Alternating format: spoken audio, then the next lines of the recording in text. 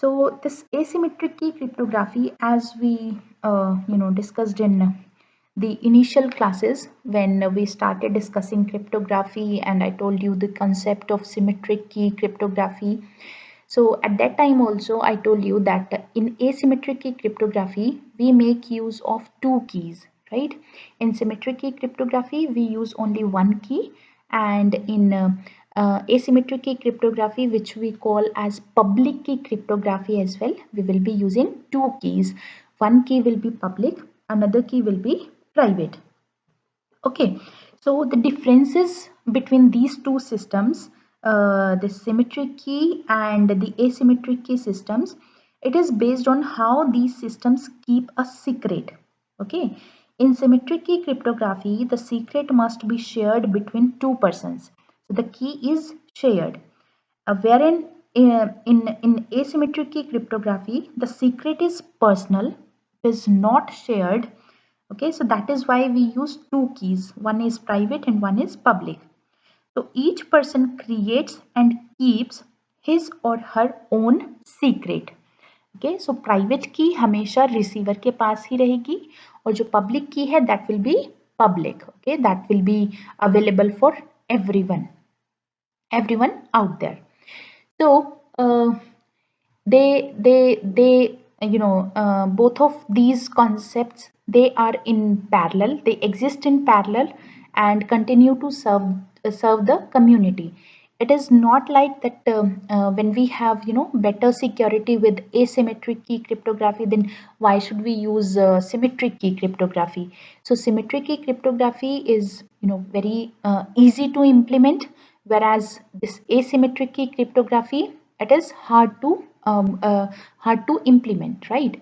So both of these concepts have their pros and cons.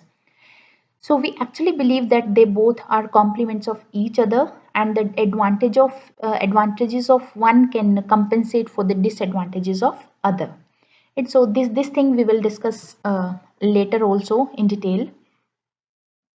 So it says that symmetric key cryptography is based on sharing the secrecy, and asymmetric key cryptography is based on personal secrecy, because the receiver has a private key which it does not share with anyone. Okay, so that is the idea of asymmetric key cryptography. Now, symmetric key cryptography, it needs n into n minus 1 divided by 2 shared secrets for a community of n people, and asymmetric key cryptography needs only n personal secrets. So the number of keys required are less in asymmetric key cryptography, right?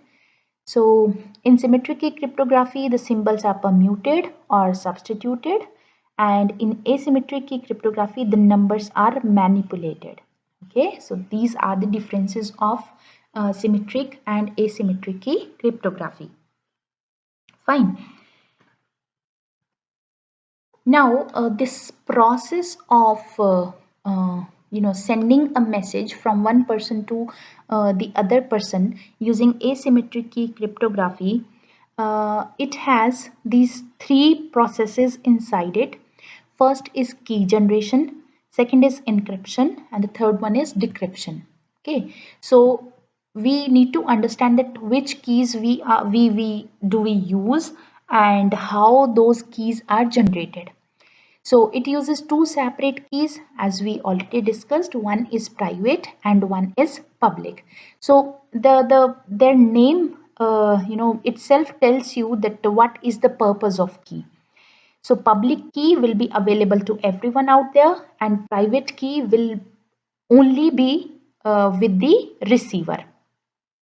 So this figure shows you the locking and unlocking mechanism in asymmetric key crypto system.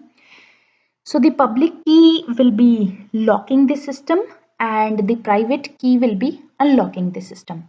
So this is the encryption algorithm. So for encrypting the message, Alice or the sender will use the public key of the receiver.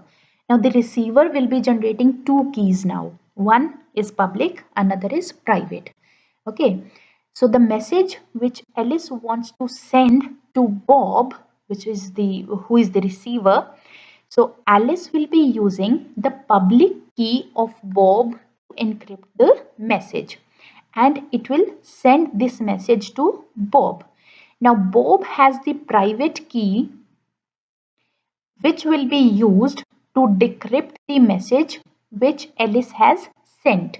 Okay, now since Alice has encrypted this message using Bob's public key, so if any third person is there in this system, if that person or that intruder wants to read this message, then he or she will not be able to read this, because this message can be encrypted using the private key of Bob only, right?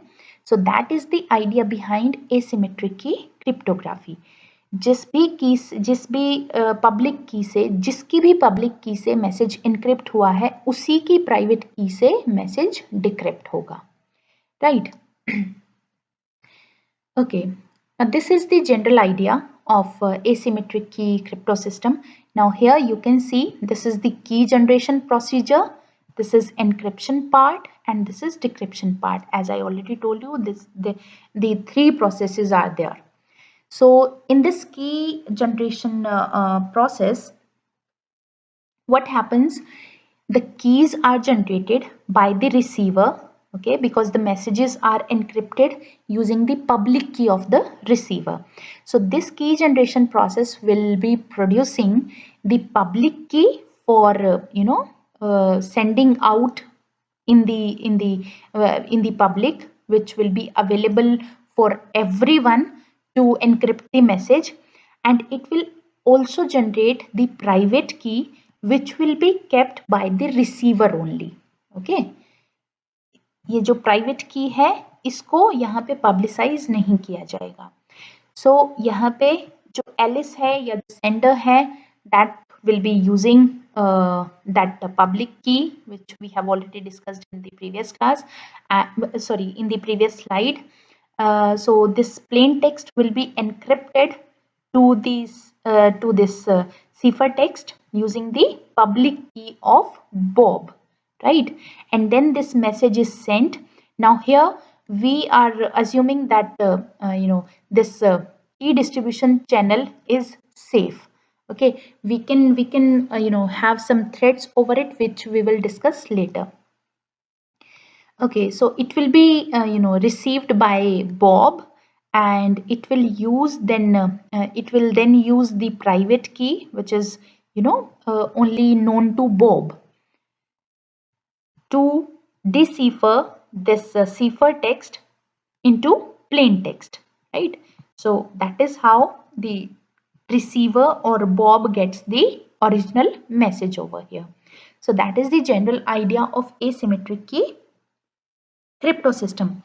So in this figure we have several points to look upon. First point is it emphasizes the asymmetric nature of the crypto system. The burden of providing security is on the receiver shoulder, right? So the receiver or here this Bob has to create two keys. One will be private and one will be public, and the receiver only is responsible for distributing the public key to the community. So here this key generation process is taking place at the receiver end, and it is the responsibility of the receiver to publicize this public key which it has generated, right? So so this obviously can be done through this distribution channel which we have over here. Now this channel is not required to provide secrecy. It must provide authentication and integrity. Okay, so that everyone available in this system cannot should not be able to misuse this channel. Fine. Second thing is this asymmetric cryptography. It means that the sender and receiver, they cannot use the same set of keys for two-way communication. They have the different keys, Both of them have the different keys. Sender is using the public key and the receiver is using the private key. So each entity in the community should create its own private and public key. So यहाँ पे तो हमने सिर्फ दो लोगों को दिखाया है. यहाँ पे एलिस के पास there will be multiple public keys. Okay, so say one from user A, another from user B, then user C, and just like this, it can have multiple public keys from multiple users. So at the same time, Bob also can have multiple public keys which are available out there, and those keys will be used to send the message to a particular person. अगर user A को message भेजना है, if Bob wants to send a message to user A, तो Bob user A की public key को use करेगा. Okay, and it will send the message to user A, and then user A will be using its own private key, right, जो user A ने खुद के लिए create करी हुई है. Fine, so this is how this process goes on. Third thing is this asymmetric key cryptography. It means that Bob needs only one private key to receive all the correspondence from anyone in the community. But Alice needs n public keys to communicate with n entities in the community. So one public key for each entity, right? So that is the same thing I was telling you कि जिससे भी communicate करना चाहते हैं उनकी public key sender के पास होनी चाहिए और एक private key उसके खुद के पास रहेगी, right? So this is these are some these are some more points which are somewhat similar to the things which we have just discussed. So we call it public key or two key or asymmetric key cryptography. It involves use of two keys. One is public, which can be used to encrypt the messages and verify the signatures. These digital signatures we will talk later. One key is private, which is known only to the recipient and used to decrypt the messages and to create the signatures. It is asymmetric because those who encrypt the messages or verify the signatures cannot decrypt the messages or create the signatures, because this part is done using the private key, which is only with the receiver, not with anyone else in the community. Now, how do we create the plain text or ciphertext using this asymmetric key cryptography? So unlike in symmetric key cryptography, this plain text and ciphertext are treated as integers in asymmetric key cryptography. Okay, and how do we create it? How do we represent this encryption and decryption process? So this P is the plain text, K is the key, this is the function which we will use, this is the ciphertext. Okay, so these are the representations.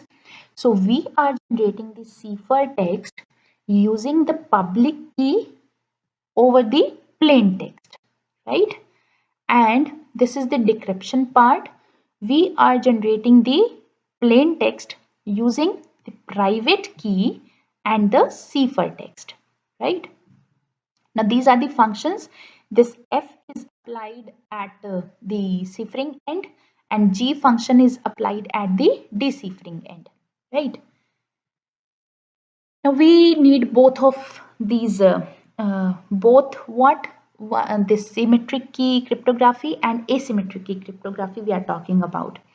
Okay, so there is a very important fact that this, which is sometimes misunderstood, that the advent of asymmetric key cryptography does not eliminate the need for symmetric key cryptography, as I already told you, because this asymmetric key cryptography, it uses the mathematical functions for encryption and decryption, which is slower than the symmetric key cryptography. Okay, so for encipherment of large messages, symmetric key cryptography is still needed. So if the message is large, going with symmetric key cryptography is a good idea. On the other hand, the speed of symmetric key cryptography does not eliminate the need for asymmetric key cryptography. Okay, because this asymmetric key cryptography is needed for authentication, digital signature, and secret key exchange, right? So if we need more security, we go with the asymmetric key cryptography. If we need speed, or if we need to send the large messages, we should go with the asymmetric key we should go with the symmetric key cryptography. Okay, so both of these techniques have their own, advantages and disadvantages. Now, next thing we have is this trapdoor one-way function, uh, which is, the the main thing in asymmetric key cryptography. Okay, so the main idea behind this asymmetric key cryptography is the concept of trapdoor one-way function. Now, what does it say? Now, function is what? It will, a function maps an element from one set to another element in another set, right?